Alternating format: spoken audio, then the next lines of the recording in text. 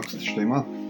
Sada ćemo pričati malo o dronu koji sam kupio, znači s dostavom je izašao nekih 60 maraka, to je zadnja verzija što se kaže drona koji po meni je loših kvaliteta, znači minimuma, pa ćemo pristupiti otpakivanju ili pokazu kako funkcioniše sve.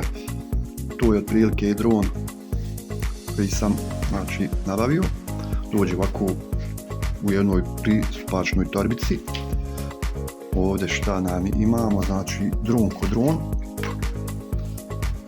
Znači to je dron.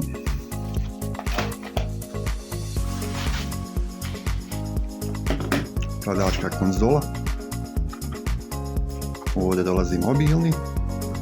Ovdje se pali ručke normalno, znači ne treba pretjerano ništa da govorim vezano za komandu. To znači dron. Ovako što imamo ovdje. Ovdje imamo znači zaštite 4. Zaštite 4. I znači ovdje su nam došli papiri.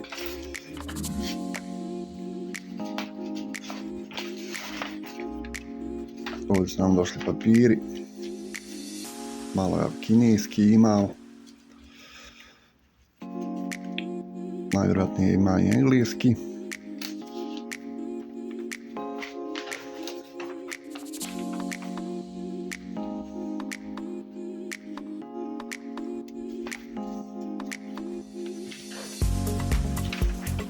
Engleski. Pa da vidimo malo. Znači opis klasični kako se primjenjuje, zašto se koristi, kako se koristi. Njegova funkcija. Pošto sam ja već njega malo i radio s njim. Ovdje nam dolazi znači sama aplikacija koja se instalira ovaj bar kod dole što imamo. Kako se zove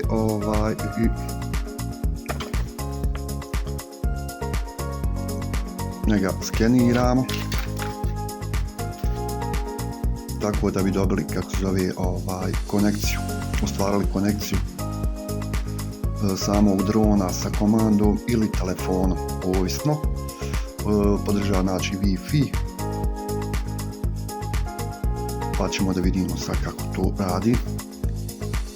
Pošto smo znači dron sad pokrenuli, upalili ga znači njega samog i znači kontrolnu, potrebno je bilo Wi-Fi konektovati, znači da postavimo vezu.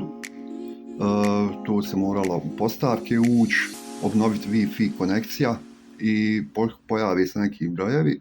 To možda kasnije vam budem uspio snimiti, pošto se mora u ekranu korekcija napraviti, tada da Wi-Fi konekcija se uspostavi između drona i kontrolni i mobilnog, tako da bi se moglo u slučaju, hajde recimo da se i snima, pa što se kaže da ga isprobamo. Poznate, vidite ovdje dole svjetla više ne blinkaju, znači konekcija je stabilna, a inače trepće, ova svjetla ovdje trepću. Znači, pošto je malo osvjetljeno, tako da se malo slabije vidi, nadam se da će vam odgovarati.